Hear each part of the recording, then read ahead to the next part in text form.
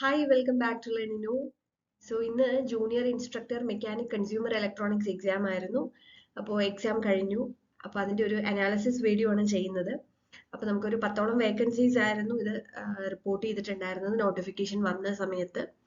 ഒരു 4000-നടുത്ത് സ്റ്റുഡൻസ് ആണ് കൺഫർമേഷൻ കൊടുത്തിട്ടുണ്ടായിരുന്നത്. അപ്പോൾ എക്സാം നമുക്ക് ക്വസ്റ്റ്യൻ പേപ്പർ നോക്കുമ്പോഴത്തേക്കും വളരെ ഈസി ആയിരുന്നു എന്ന് പറയുന്നില്ല, പക്ഷെ എന്നാൽ ടഫ് ആയിരുന്നില്ല. ഒരു മോഡറേറ്റ് എന്നുള്ളത് തന്നെയാണ് പൊതുവെ സ്റ്റുഡൻസും തരുന്ന ഒരു ഫീഡ്ബാക്ക്.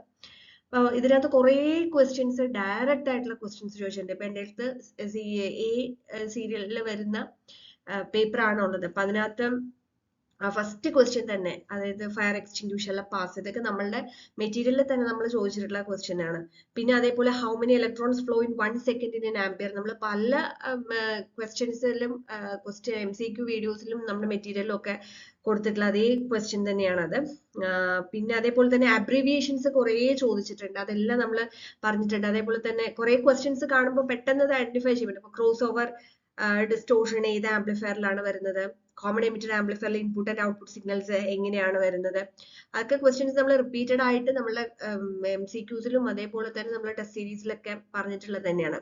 ദാറ്റ് മീൻസ് കുറെ ക്വസ്റ്റ്യൻസ് ഡയറക്റ്റ് ആയിട്ടുള്ള ക്വസ്റ്റ്യൻസ് ആണ്. ജസ്റ്റ് ഒന്ന് ആലോചിക്കും കൂടെ വേണ്ട, പെട്ടെന്ന് ക്വസ്റ്റ്യൻ കാണുമ്പോൾ ആൻസർ എഴുതാൻ പറ്റുന്ന ചോദ്യങ്ങൾ വന്നിട്ടുണ്ട്. ഇനി ചെറിയ ചെറിയ പ്രോബ്ലംസ് ആണെങ്കിലും ഈസി ആയിട്ട് കണ്ടുപിടിക്കാൻ, ഇപ്പൊ ഇൻട്രൻസിക് സ്റ്റാൻഡ് ഓഫ് റേഷ്യോ ആണെങ്കിലും അതൊക്കെ IGBTയുടെ ലെയേഴ്സ്, അതൊക്കെ ഈസിയാണ്. ഫുൾ, അതായത് അബ്രീവിയേഷൻസ് ചോദിച്ചതെല്ലാം തന്നെ ഈസി ആയിട്ട് എഴുതാൻ പറ്റുന്നതാണ്. പിന്നെ കുറച്ച് ക്വസ്റ്റ്യൻസ് മാത്രമാണ് ഒരു കൺഫ്യൂസിംഗ് ആയിട്ട് ഏത് ആൻസർ വരും എന്നുള്ള രീതിയിൽ വന്നിട്ടുള്ളത്. HDMI കേബിളിന്റെ ഒക്കെ പിന്നെ അതൊക്കെ നമ്മൾ ഡിസ്കസ് ചെയ്തിട്ടുള്ള ക്വസ്റ്റ്യൻ തന്നെയാണ്.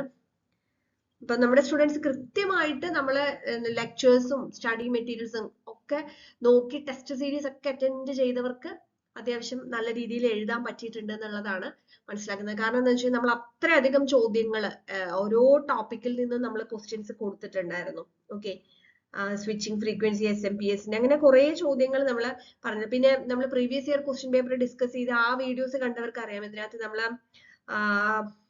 ഇതായിരുന്നു ഒരു ഇമ്പാക്ട് പ്രിന്റർ ഏതാണ് എന്ന് ചോദിച്ചിട്ടുള്ള ഒരു ക്വസ്റ്റ്യൻ. അതൊക്കെ നമ്മൾ ആ ഒരു ഏറ്റവും ലേറ്റസ്റ്റ് ആയിട്ട് നമ്മൾ ചെയ്തിട്ടുള്ള വീഡിയോയിൽ വന്നിട്ടുള്ള ക്വസ്റ്റ്യൻസ് ആണ്. അപ്പൊ അങ്ങനെ ഒരു ടഫ് ഒന്നും അല്ല. ഇങ്ങനെ ഈ ഒരു ക്വസ്റ്റ്യൻ പേപ്പർ നമുക്ക് ടഫ് എന്നൊന്നും പറയാൻ പറ്റില്ല. നല്ല രീതിക്ക് പഠിച്ചവർക്ക് ഈസി ആയിട്ട് എഴുതാൻ പറ്റിയിട്ടുണ്ടാവും. എന്നാലും കുറച്ച് ക്വസ്റ്റ്യൻസ് കൺഫ്യൂസിങ് ആയതുകൊണ്ടാണ് കുറെ പേര് മോഡറേറ്റ് എന്ന് പറഞ്ഞത്. അപ്പൊ എന്തായാലും ഇതിന്റെ ഡീറ്റെയിൽഡ് ആയിട്ടുള്ള ഒരു വീഡിയോ തന്നെ നമ്മൾ ചെയ്യാം, ക്വസ്റ്റ്യൻ പേപ്പർ ഡിസ്കഷൻ ചെയ്യാം. അത് വിത്ത് ആൻസർ ആൻഡ് എക്സ്പ്ലനേഷൻ ആയിട്ട് നമ്മൾ പ്രിപ്പയർ ചെയ്യണം. അതിനുള്ളൊരു ടൈം മാത്രമേ വരുന്നുള്ളൂ. അപ്പോൾ ഡീറ്റെയിൽഡ് ആയിട്ട് തന്നെ ക്വസ്റ്റ്യൻ പേപ്പർ അനാലിസിസ് ചെയ്യും, വിച്ച് മീൻസ് നമുക്ക് നെക്സ്റ്റ് ഒരു എക്സാമിനും കൂടെ അത് യൂസ്ഫുൾ ആവുന്ന രീതിയിൽ.